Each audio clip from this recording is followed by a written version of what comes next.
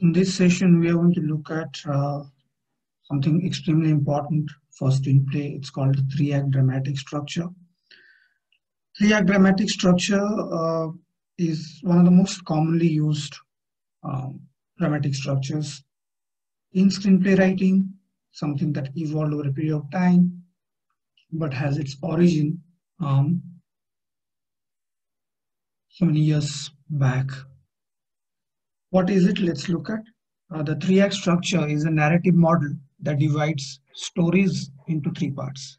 Okay, so whatever stories or narratives that you are developing, they are divided into three parts. These parts are called as acts. So we have Act 1, Act 2, and Act 3, rather than a beginning, middle, and end. They could be symbolic of the story being broken down in the form of a beginning, middle, and end, but we don't say that. We say that there is first act, there is second act, and third act, and primarily used for plays. And from there, it's kind of a borrowed framework for screenplays. Screenwriter Seedfield was one of the most renowned voices in the world of screenwriting, made this ancient storytelling tool unique for screenwriters in 1978 by publishing his book Screenplay. So it is largely in his book Screenplay that he talks about a three-act structure, kind of a retelling of how, or reinterpretation of how the three-act structure was possibly used.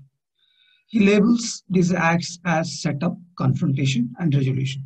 So in Act 1, there is a setup. In Act 2, there is a confrontation. Act 3, there is a resolution. Some writers label these three acts as setup, build, payoff. Both are correct. But the basic point of each of these acts is that they have their own set of guidelines to develop, build, and resolve a story. Remember, this is very fundamental in nature. Whenever we are taking up a story to write, it follows a very organic structural scenario. And in that structural scenario, you begin the story, you take the story to the next level by kind of adding on, and then which would basically form your middle, and then to finish the story, you need to bring in some sort of resolution. This is what happens largely in every kind of stories that we write most of the times. So there is a development of a certain universe, characters, so on and so forth. And then there is building up of that universe, where you're introducing the characters into some kind of a conflict. And then towards the end, you are offering some sort of resolution. So on a basic level, Acts 1 sets up the world, characters, and the characters' goals, as well as the conflicts or the obstacles that are preventing them from achieving the goals. Something, if you remember, when you're talking about plot structure, I spoke about it in details. So this is largely reiteration of how we are going to look at the structure in three acts. Act 2 raises the stakes for the characters to achieve the goal, escalating the conflict. Act 3 resolves the story with either an achievement of that goal or a failure. So there are characters, there are goals which needs to be achieved, or ambitions that needs to be achieved, and then there is a recurring conflict which is associated with that goal formation and goal achievement. And then in the next act, in Act 3, what you see is a resolution of that conflict, where the protagonist would either achieve that goal or would fail to achieve that. So this is not the same thing as story structure. It's largely an organizational tool to build your story. What does a three-act dramatic structure consist of? Okay, so since there are three acts, like I told, this is a borrowed model from what Seedfield talks about. So there is setup, there is confrontation, and there is resolution. This three-act structure is a model that is borrowed from Aristotle's dramatic theory outlined in his work Poetics. So Aristotle's Poetics is a very significant work in the world of dramaturgy and narrative storytelling. Offers you the three-act structure. So it's what Seedfield does is it takes that model and reinterprets it in the cinematic form. So this narrative model divides the plot of a film into three sections, which are also called as setup or exposition, confrontation, and resolution. Okay, so please pay attention here. So this narrative model, the screenplay, let's say, in that screenplay you have plot, and plot is extremely significant. So the plot of the film is divided into three sections. So remember that the narrative progression is happening through the setup or exposition, through confrontation, and through the resolution that you offer as a screenplay writer. They represent the rise and fall of the action, and each act is initiated by a preceding plot point. Okay? So there is something referential when you look back in the story. Although there are minor ups and downs or twists during each act, only the plot points turn the story into a completely new direction. So the plot points are crucial. I'm going to talk about plot points in the next session. Here, do remember that is this gradual progression of the narrative that takes the story forward and kind of offers you to look at some sort of a dramatic structure. The three acts also place other dynamic incidents throughout the story that are crucial for the development of plot and character, such as the call to action, a false defeat or victory, and the climax. So when you're writing, these things, these concepts must very organically emerge inside your mind. That, okay, I have to touch upon this in the 15th page or 20th page or 50th page, or depending on what kind of a story you're writing. So it is extremely crucial for the development of plot and character, and the fact that the protagonist has to do something and then fail and then rise to go on to achieve something which can be defined as victory or defeat, and the climactic situation. Let's look at why we use the three-act structure for screenwriting, or what it talks about when we talk about screenplay writing structure in this format. You only want to write one story at a time. So there's a possible question that might come up, that doesn't it seem counterintuitive to break your screenplay into three acts? If I'm writing one story, then why these three acts? Here's the most important takeaway from Aristotle's theory, is that the three sections are more than just beginning, middle, and end. The most important takeaway of the three acts is to understand that one event must lead to another and then to another. So there is a strong interlinking or relationship between these three acts. What they do is they try to unify the actions. Remember, the protagonist actions are something that you're constantly witnessing, both as a reader as well as eventually as a viewer. So what these acts are not isolated pieces. These acts are interconnected. So within your story, these three acts are interconnected, and what they do is they unify the action. They create some sort of a causality and meaning to the events and actions that happens in the protagonist and the antagonist's life. So the first thing that it does is it unifies actions and meanings and create the semblance of a story. It offers you some kind of semblance to the story. It's fundamental that you connect to them to form a unified whole in which each action follows the principle of causality. Okay, that X has happened, that's why Y will happen. If decision has been taken, so Y will be the consequence of the X decision that was taken. So it always follows the principle of causality, and that kind of helps the audiences or the readers make sense, create a logical progression of the narrative.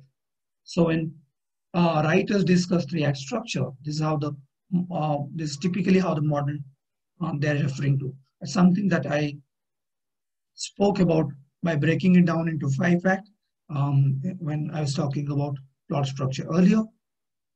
Now look at this. So there is Act 1, there is Act 2, Act 3.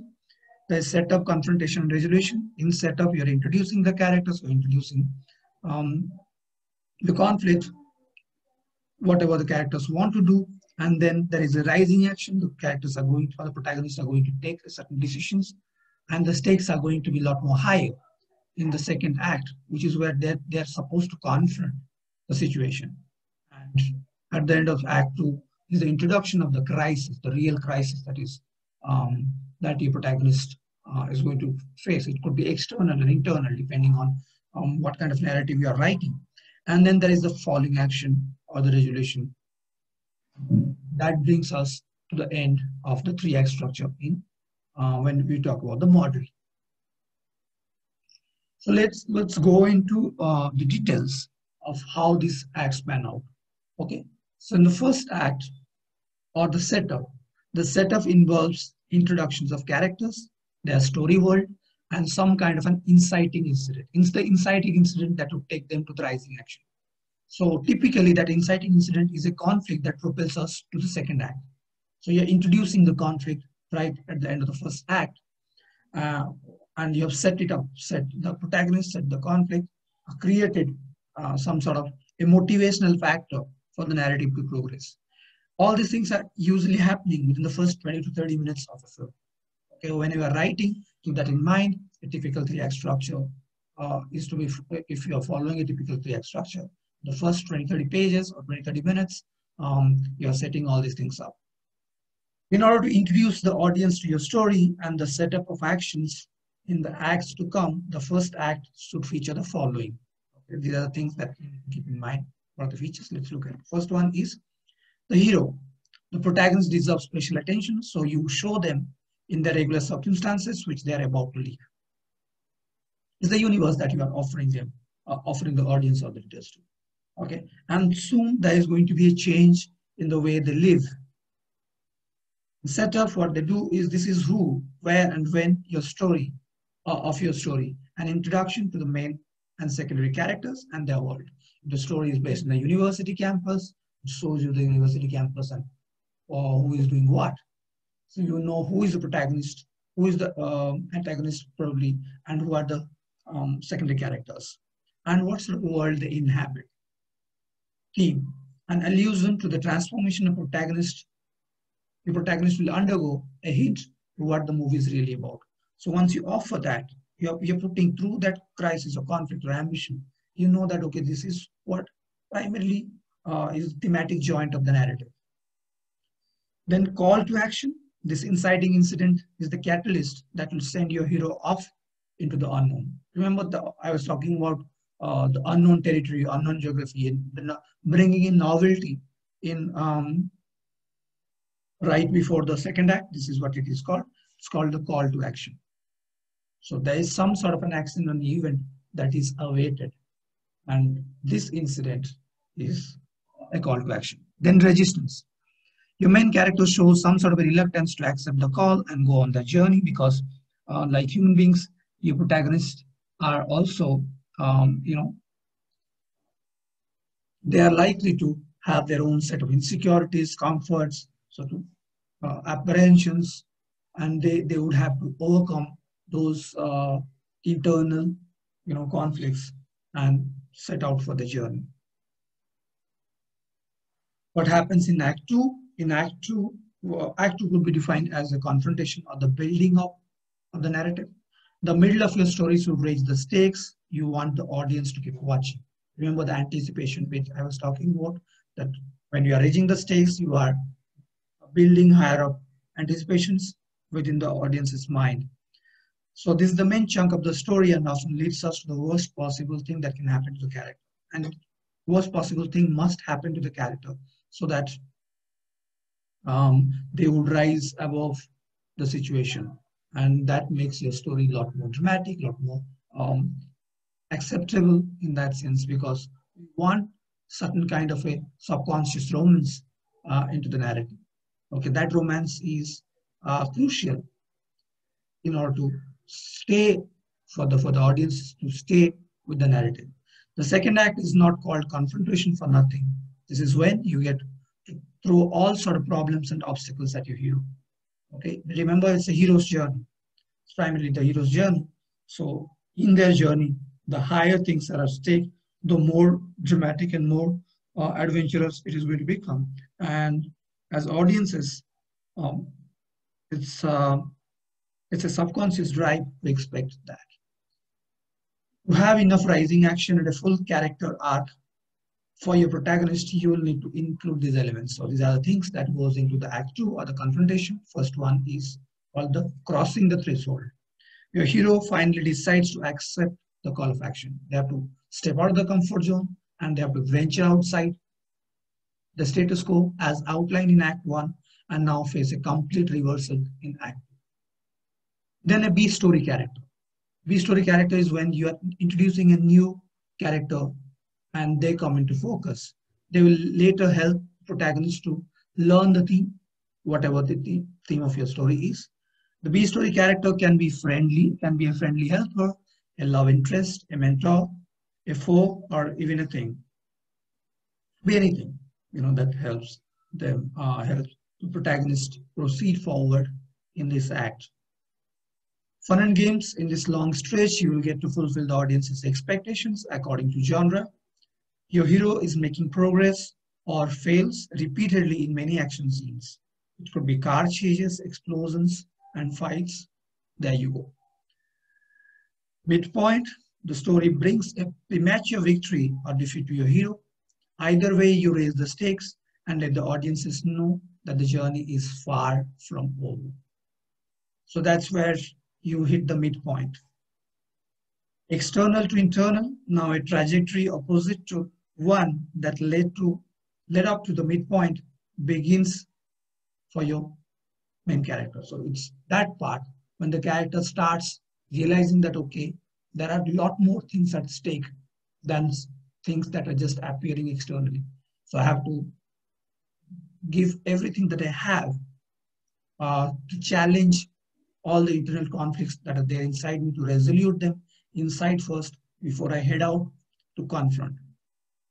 More and more, they have to face their own internal problems before the real change or challenge is possible. All is lost. As the name implies, the protagonist hits rock bottom. Okay, there's a possibility that they might encounter something called as a false defeat. And together with their internal struggles, an external event will occur that will help them despair that. Dark night of the soul. In the darkest hour, your hero reflects on everything that has happened so far. Can they or will they go on? If you will, it's a mini cliffhanger before the act 3. They have taken any kind of a decision and a small incident or an event occurs just to reflect upon their state of mind and what they're getting ready for. Then, you are giving or offering some sort of a mini cliffhanger before the introduction of the third act. Okay, Act 3. Act 3 is called as resolution or payoff. And this is basically the last part of the narrative. And the end should bring some kind of a catharsis or resolution. What is a catharsis? Catharsis is basically when you're allowing the audiences to undergo some kind of a purgatory situation. They feel that emotionally they can come to some sort of a conclusion. Okay, either you let them cry, either they soak in the kind of emotional experiences that you have built up for a period of time. Regardless of whether the ending is happy or sad, resolution must occur. So writing the third act is easy. You simply need to resolve the story, tie up all the loose ends or loose strings to your subplots, answer the dramatic question raised in Act 1. Remember, there is a dramatic question you try to raise in the first act by introducing the character to the conflict, and now it's time to transform your main character and bring in some sort of an intriguing climax in there. So the elements of the Act 3 are, the first one is the fix. After the epiphany at the end of Act 2, your hero now realizes how they can fix everything, their problems and their character. And before the final confrontation, this is something that they need to decide. Finale, this is the big moment for which you have been building up all along, the final battle. In terms of the hero's journey, this is the fight where the hero dies and is resurrected again to stay transformed. Third one is the closing image, a shot that mirrors the opening on your hero. Only now you show them as a reborn person after their transformation. Okay, remember that transformation is far more internal than external in nature. External ones are easy to confront relatively easy to write. The internal ones are something that needs to be constantly thought through. You have to undergo a journey of intrapersonal communication within yourself as a screenwriter to develop and kind of bring in some kind of a logical conclusion to as to why this sort of internal conflict confrontation is crucial and how they transform the character. So in dialectic terms, the third act is the concluding synthesis to the thesis, the status quo in the first act, and the antithesis, the inversion in the second act. Okay, remember that things are changing, it's taking a twist and turn, and they are moving from one stage to another, from being a happy-go-lucky guy to somebody who is thrown off the cliff to hanging on to the situation and coming up with a newer way of resolution is something that your protagonist has undergone this journey. And because they have been exposed to both external as well as internal problems, conflicts, and obstacles, um, they could only do so with a certain kind of intensity. So this is the most intense moment. There's the finale. So you bring in that for your story's ending to satisfy the audience, you must answer the dramatic questions raised in an engaging and resonating way. Remember, you are writing for the audience. That audience could be you as well, or your families and friends, depending on what kind of a story you are making, film you are making. So when you're writing that, keep that in mind that your narrative has to keep engaging, and it must resonate with the understanding, anticipations of the audiences. So that's more or less about the three-act structure that I wanted to talk about. And I'll stop here. Thank you.